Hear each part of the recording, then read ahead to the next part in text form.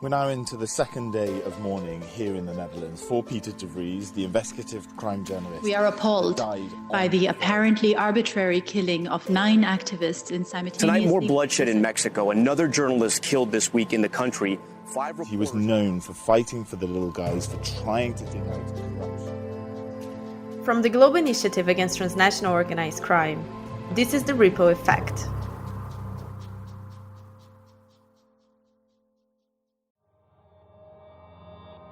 This is the Ripple Effect, and I'm your host, Ana Paula Oliveira. In this podcast, we bear witness to the victims of organized crime by looking at why certain individuals are at risk of assassination and what can be done to prevent it. Today, we look at the threat against human rights defenders. What makes these brave individuals a target for assassination?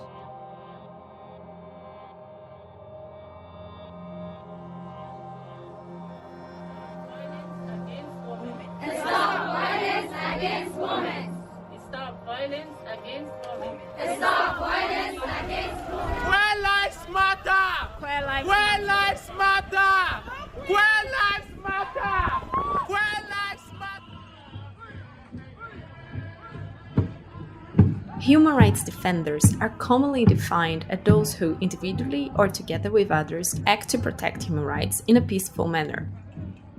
This includes the promotion and protection of civil and political rights, as well as the promotion, protection, and realization of economic, social, and cultural rights. Because of the bravery and conviction to stand up for the rights of others, many of them are at risk.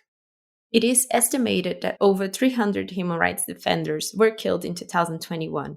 The majority of murders took place in the Americas, with most other attacks occurring across Asia. Michelle Foley, from Frontline Defenders, tells us more about the threat defenders face, and in particular those who are exposed to situations of crime and violence.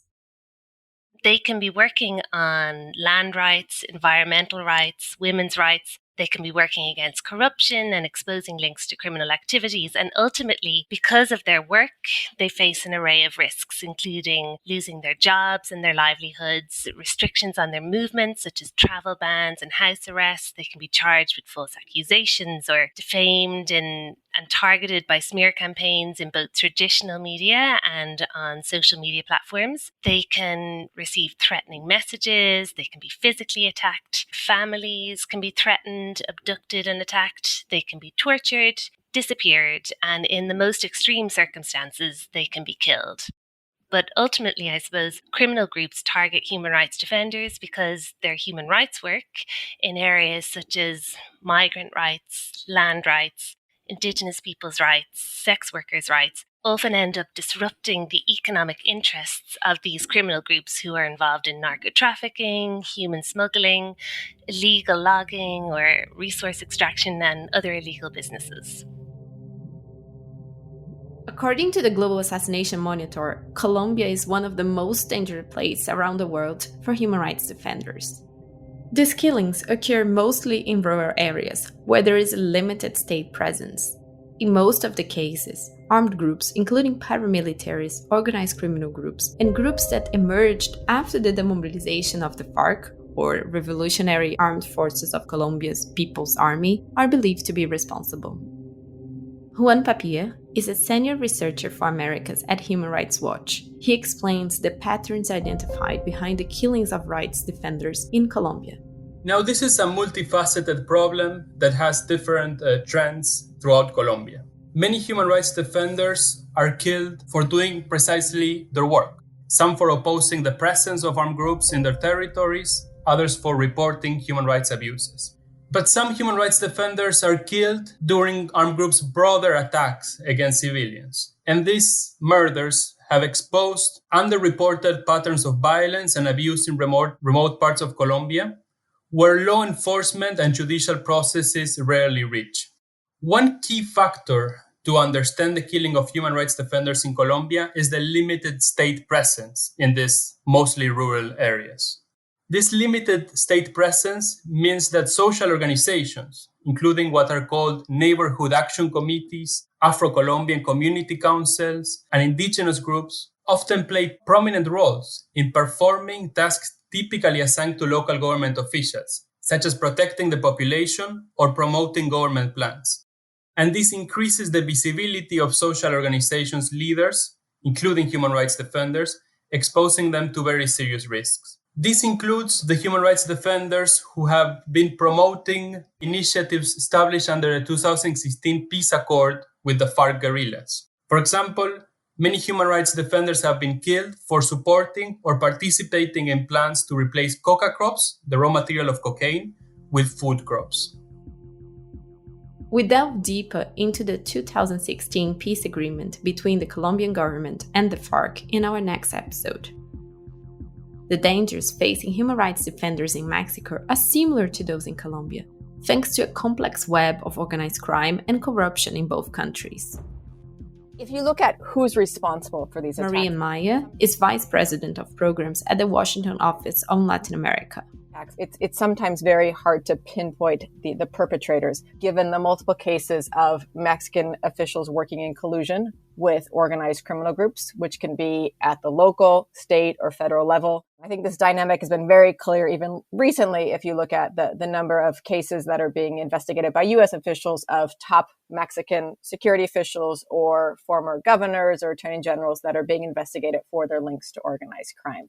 And so I think there's certainly that level of the gray area of how many of these cases the perpetrators are just public servants, organized criminal groups or others, or how much you see that blurring of the lines.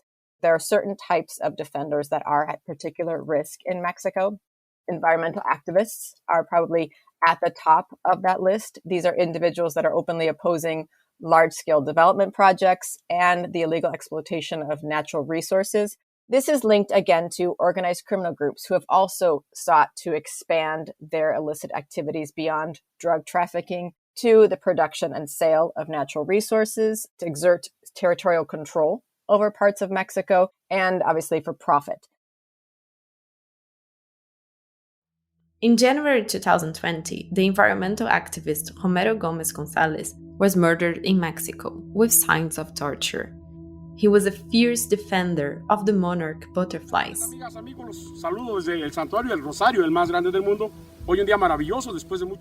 These butterflies are native to the Michoacán area and are threatened by illegal logging, as well as the cartel-infiltrated avocado trade.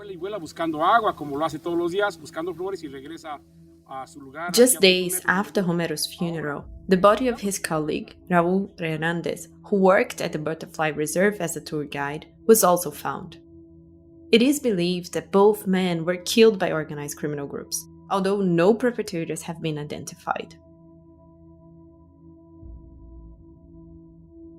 As we've learned, certain types of defenders face increased threats, including the relatives of those killed. These individuals can find themselves in danger when campaigning for justice for their loved ones. While all human rights defenders can be subject to threats, women human rights defenders and defenders working on LGBT+ rights are vulnerable to a second layer of misogynist threats, attacks, and gender-based violence. In June 2020, feminist organization Consorcio Oaxaca found a bag of animal remains outside the office with a death threat to the organization and to journalist Soledad Yarquin.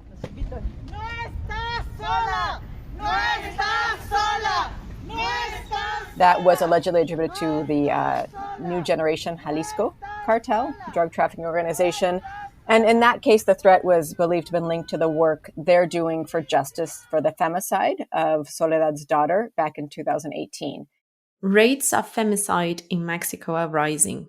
In 2021, more than a quarter of the 3,750 women killed in Mexico were classified as femicides. Often, the perpetrators have links with organized crime, adding an additional layer of danger for families in their journey to receive justice.